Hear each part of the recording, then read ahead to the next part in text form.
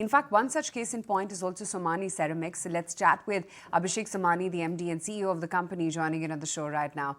Abhishek, hi. Good morning. Good to have you in the ET now. Firstly, wish you a very happy Diwali from all of us. Same to you.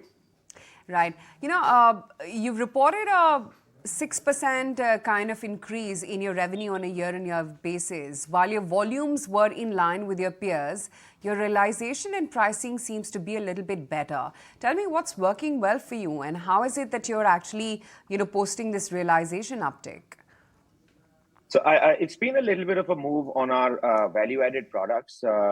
If you remember, we had put in a significant capacity in the last 24 months towards the GVT tiles, which is the glazed vitrified tiles. So that started to play out slowly and steadily.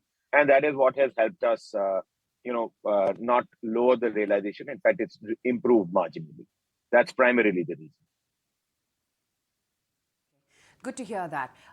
So your earlier guidance on your volumes of 12 to 13% for FY24, you think that's a stiff ask if one were to look at an upgradation to 16% for, say, maybe the second half of the fiscal?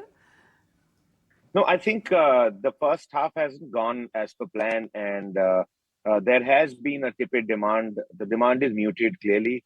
We are seeing a lot of uptake in the real estate, which generally translates to products like us about 6 to 9 months, maybe 12 months down the line. Right now, it's for cement and steel and various other hardware material.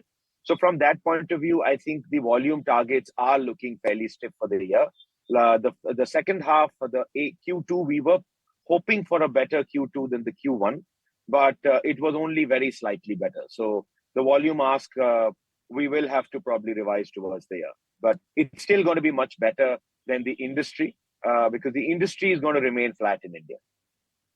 Okay. So then I guess, your margin guidance as well, that of 9.7 to about 10%, would you stick with that? Yes. I don't think we will be lower than the current volumes. We'll only get better because generally H2 is much better. Traditionally, for the last 25, 30 years, since I've been in the driving seat, we've seen H2 much better. So from that point of view, we should be able to maintain margin of current levels. The caveat there is, I hope there is no global situation of the oil spiking to crazy levels like we saw after the Ukraine war. So minus that, we should be able to, retain the volumes going forward. Also, I would like to point out that our Max plant, the Somani Max plant, would start giving us some benefits towards the value addition and little bit towards value and volume in the fourth quarter. Right, morning. Now, what is the outlook when it comes to your capacity utilization, and do you have plans to additionally add to your overall capacity? So we have added about 25% capacity in the last 24 months. The last one went on stream this quarter. So we will get the realization from that in the next quarter. So we don't want to, get into more capacity immediately.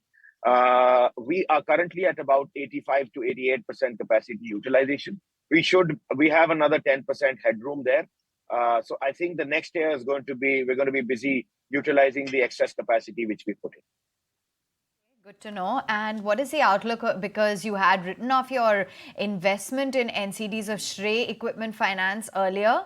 Now, with the latest move from NCLT, are you expecting some sort of a write back?